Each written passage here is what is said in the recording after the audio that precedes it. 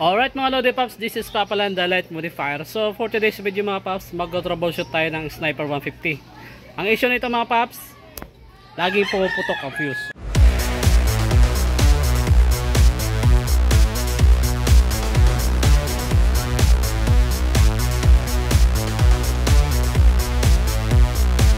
So ito yung Sniper 150 mga Pops. Ang issue nga nito, laging napuputokan ng fuse. So tanongin natin si Pops. Pops, ilang fuse na ba nadadali sa'yo? 8 beses na eh. Walo. Ayan mga Lodi. So naka-8 fuse na siya. So madalas daw pumuputok yung fuse nito pag naaalog. So ayan, ang gagawin natin dito, babaklasan natin yung kaha mga Pops. Hanapin natin yung pinaka fault wiring nito mga Lodi Pops. Kasi ang nakalagay lang naman dito, busina. So kung wala sa busina yung problema mga Lodi Pops, malamang sa harness to.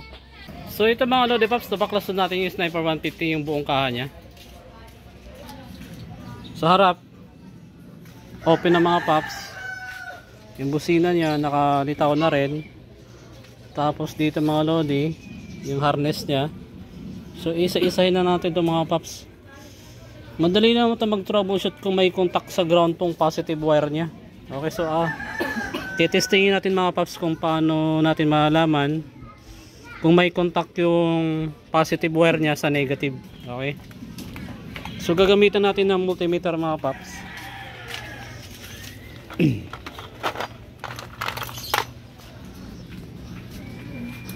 Dito kasi ba-trace natin kung may contact yung positive wire nya doon sa negative. So yung setup mo natin mga Lodi.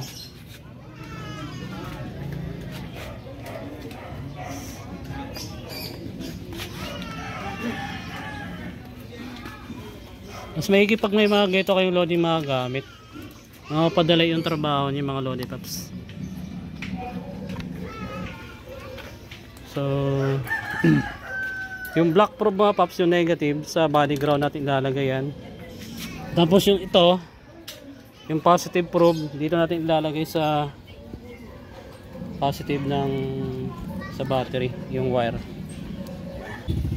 So pag tumunog tong mga Lodi Pops, pag tinusok ko to dito sa negative, ibig sabihin yung positive ito mga Pops, contact sa negative. Ayan. So wala naman mga Lodi. Ito wala. So malamang anito yung problema sa busina nito, yung linya, o kaya dito sa relay. Okay, so buksan na natin itong mga Lodi Pops.